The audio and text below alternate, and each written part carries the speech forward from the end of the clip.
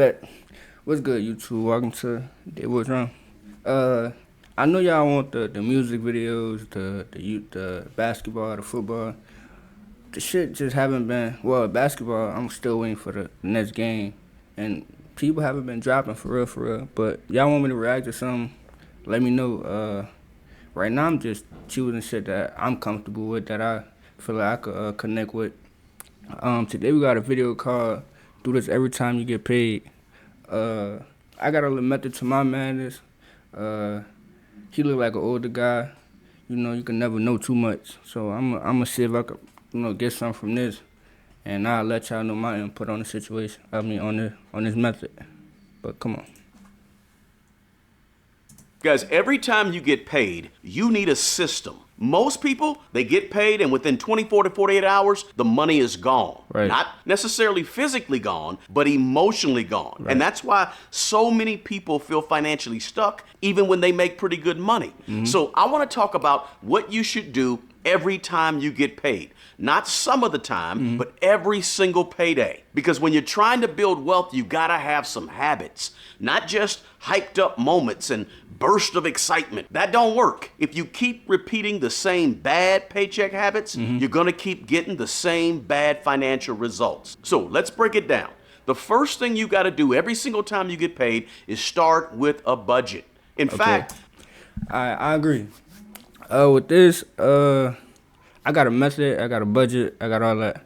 So while I work, I don't get paid too much, but I get paid enough for me. Shit, 21. I got my own shit. I get paid every week, and what I do is bills due first of the month. Of course, I get paid every week. It's 4 weeks in a month. So what I do, the first 2 checks is for me. I do whatever I want. It's me. The next 2 checks strictly is for bills. So you gotta be real strict with that money.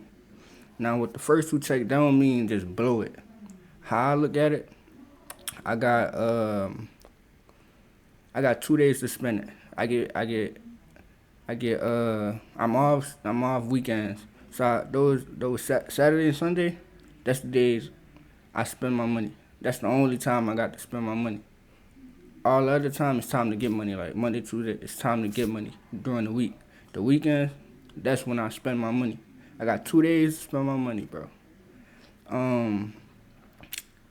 Yeah, I agree with him. So, man, he know what he look like he know what he talking about. But we only 45 seconds, and I was just letting y'all know. Come on. you need a budget before you get paid. So you know exactly what the money is supposed to be doing for you. And you control your money instead of your money controlling you. A budget is what I like to call your measuring stick, right? It's your guardrails that keeps you And my fault, I know I'm pausing, but I ain't speak on that yet. My budget, let's say my checks, I get paid, like I said, every week. Let's say my checks, like, I'm putting y'all in my business, but I don't care. Let's say my check's 600. I make sure 200 is my garden rail, what he's talking about. 200 is my garden rail. I don't go under 200. I try to stay above 200. Yeah, come on. in check. Listen, if you hear a YouTuber or a podcaster or somebody out there saying, don't do a budget, you need to change the channel. Listen, every time you get paid or you get money, your budget should already be waiting on your paycheck. Think about it like this. If you're a sports team and you got a big game coming up, you don't let the game start and then after the first few minutes you introduce a game plan for the team. Right. No, that's not how you do it, right? You start with a plan before the game starts. You start with a budget before you get the paycheck, right? You got to tell your money what to do. You got to stop getting bullied by your bills. Your budget is going to provide you with organization that you need, and your budget is your priorities, which are important. And when you do a budget, you got to be sure that the first thing you do is make sure you put your essentials at the top. What are the essentials? Your housing, whether it's rent, mortgage, whatever it could be, utilities, food, transportation, insurance. Those are the stability categories. Your safety nets. Yeah, I agree. I didn't tell y'all my method. So my method, so with me, I know how I spend money. I spend money ordering bullshit, DoorDash and this and that and the third. Cause weekends, I'm tired. I didn't work my ass off during the week. I'm tired during the weekend. So I'm a DoorDash. I ain't gonna get up and get it. Cause I'm tired. But what I do is I get my money in cash. Cause in cash, if I really want something, now I gotta get up and go get it.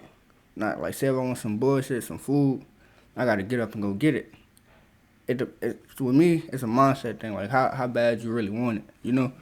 But yeah, bro, talking right now. Come on. So you got to do that budget and put those essentials up there at the top. And listen to me carefully. Give every dollar a name. Give every single dollar that you're going to get in that paycheck, give it an assignment.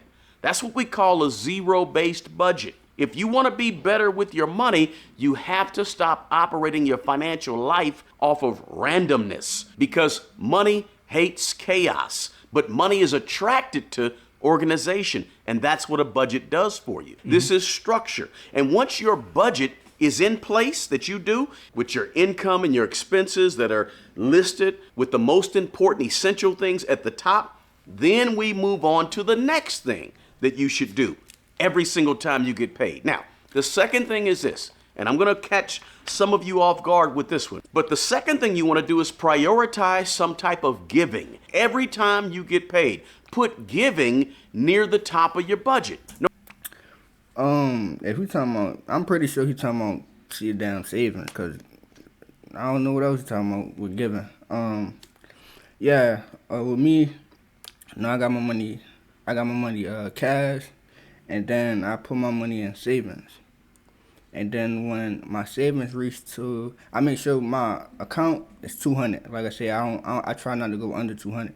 I make sure my account is 200, and my savings, I let that reach to like 500, and then take it out. Go to the ATM and take it out. That's how no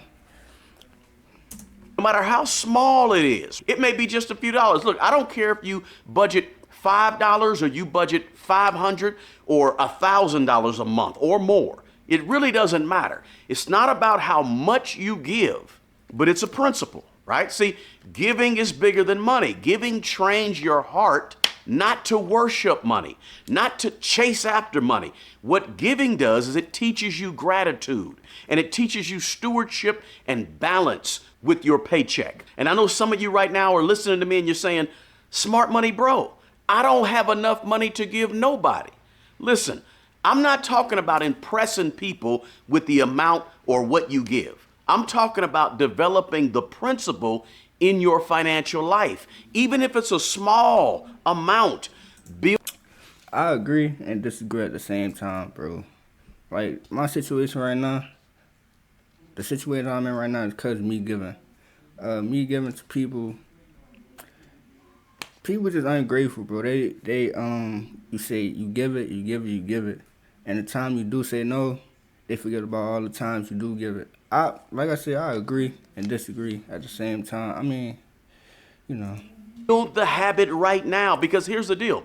If somebody won't give a little, they probably and usually won't give a lot. The principle of giving is too mature to care about how much you give. It just wants you to develop the habit of pouring something into other people's cup. That's all. If you give on a regular basis or Bro, I ain't gonna lie, I disagree, bro. It's like with that, bro. Imagine you giving and giving. People know when you get paid, so they purposely ask you on payday. They know you got paid on payday. Do you have this? And you can't say no, cause they know you got it. But like you tell them no. I don't know if y'all trying to get what I'm saying, but bro, I don't know. Giving, at least once a month, you find some ways to give to people. Guys, do me a favor and let me know in the comments below how you're able to find that money to give, because there's a lot of people that think they don't have it. They can't give and help other people. Now, after giving, here's the third thing that you need to do every single time you get paid.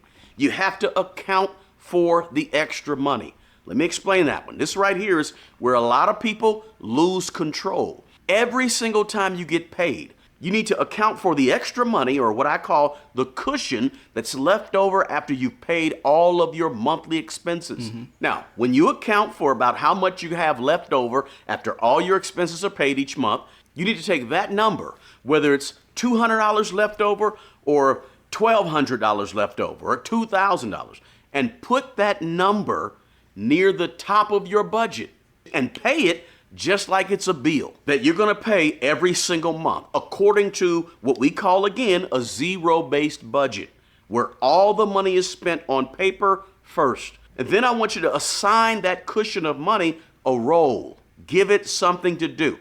That role could be towards your savings. It could be towards paying off some bad debt. It could be extra money that you're putting towards investing, right? So you're giving that extra cushion of money a name and an assignment right there on your zero-based budget. Because here's what happens to a lot of people. They do everything else with their money, and then they use whatever's left over to just do whatever with. And that right there is where financial chaos lives, okay? In other words, you got to be in. Okay, that's basically where I'm at right now. I save my money to do whatever with my money. I ain't gonna lie to you, but I don't know how to invest it. I don't invest it. I just let it sit. So, you're right. Intentional with all of the money. You got to tell all of your money where it's going. Not once your budget is organized and all that, but you got to put the extra money at the top and pay it like a bill, whatever you're trying to pay it towards. And that way it has an assignment too. Now, here's the fourth thing that you should do every time you get paid. Pay yourself first. Now, look, I know people will say, well, that goes at the very top. It's a part of it, right? It's a part of the first steps to accomplish what you want to accomplish every time you get paid. But be sure that you pay yourself at least 3 to 5% to yourself. That's the very least, okay? Even while you're still getting out of debt. Then later, after you get out of your bad debt, after the bad debt's paid off, or after your emergency fund is fully funded for 5 or 6 months of your expenses, then you need to increase the amount that you're investing or you're paying yourself first. Look, whether your job offers a match or it doesn't offer a match, still pay yourself every time you get paid at least 3 to 5%. And again, we're going to increase that later, right? And let me tell you why, okay? Because the best person to take care of the old you is the young you. Listen to me carefully. I don't care what's going on in the economy. I don't care who's the president. I don't care what inflation is doing right now. You need to pay your rent or your mortgage 20 years from now, today. You need to pay for your food and your water and your shoes and your utilities and your transportation for 20 years from now, today, right? Pay it all today so that you don't have to be worried about those things in the future, because the future you is dependent on the present you. And the earlier you start to take care of the old you, the easier your future is going to become. Now, once you begin paying yourself first, here's the fifth thing that you must do every single time you get paid. Resist lifestyle inflation. Now, this is one of the biggest financial traps in America. Every time people get paid more money, they usually go out and start spending more money. They get a bigger car. They get a...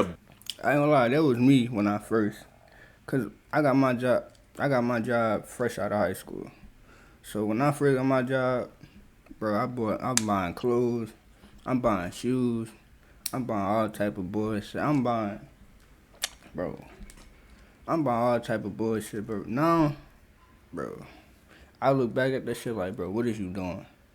Mind you, I'm only 21, but like, when I got my job, I'm, 19, some shit like that, bro. Bigger house payment. They take on more subscriptions. They start eating out a lot more, right? And he talking about grown-up shit. I'm talking about like young nigga shit. They have more wants, and before long, here's what happens. Their income went up, but their financial piece didn't go up along with it. Right. So this is why we find people who make six figures or more, lots of money, but they're still living paycheck to paycheck, right? So every time you get paid more money, you got to resist the temptation to spend more on your wants. And instead, spend more on paying down bad debt, or spend more on building up your emergency savings, or investing more money, right? That's how you build wealth slowly and intentionally. Over time, what happens is that cushion that you have left on your budget to pay some of these things, it gets bigger and bigger and bigger. Listen, in the year 2026, you might only have $500 left over at the end of the month, right? That cushion is $500. In the year 2036, that cushion should be $2,500 to do extra with, right? Because you're not trying to spend a whole lot more just because you make a whole lot more. Now, I know that there's inflation, so things are gonna go up. We know that. But you gotta do your part to not give in to the lifestyle creep that's out there. Remember, it's not about trying to look rich, but it's about trying to become financially stable, okay? Now, the sixth thing that you need to do every single time you get paid is invest in self-improvement every time you get paid. It could be as simple as buying a book every time you get paid. In other words, You right. Fuck my book in the car. I got a book called Think and Grow Rich by Napoleon Hill. I mess with that. you need to incorporate into your budget $10, $15, $20 every time you get paid to buy something to read, right? I don't care if it's an audio book. I don't care if it's a physical book, but every book that you need to learn about money can be found out there somewhere for $10, $15, $20. Look, that's the same price as a bowl at Chipotle or a foot-long Subway sandwich, right? 99.9% of people listening to me right now can't afford $10 or $15 every 2 weeks. Right. And if you're in that 0.1% of people who truly can't afford it, listen, there are free audiobooks on YouTube, or there's basically free books to read at your local library. There's free things to get your hands on to learn, right? Maybe you got to go out and get that library card and start educating yourself. There's no way, listen to me closely, there's no way that you can have a $1,000 cell phone, but you can't find $25 a month to buy a book. So if you're not willing to invest $20 or $30 every time you get paid into your learning and your self-education. I agree, bro. Like with that, like getting unnecessary shit, bro. That's like me, bro. I still got a 12, bro. I still got a 12. I don't need no damn 17 or whatever's the phone out, cause bro, this phone works just as good as that one. The camera may be better for sure. But bro, we call the same people, FaceTime the same people. Like, you just wasting money, bro. But education, what are you really out here doing? What do you want out of life? What do you really want out of this world? You must be willing to invest in you, right? Because nobody else is going to invest in you. If you're not investing in you, you're worth it, right? You matter. You don't always have to get everything for free out here. Sometimes you have to invest in your learning. You have to invest in your education, in your own self-development, because you have to learn something new to get to a new place. You have to take in new input to get new output. And if you don't like where you are financially right now, you can't afford not to be investing in your learning, in your self-improvement every time you get paid. Put that in your budget. One book every payday.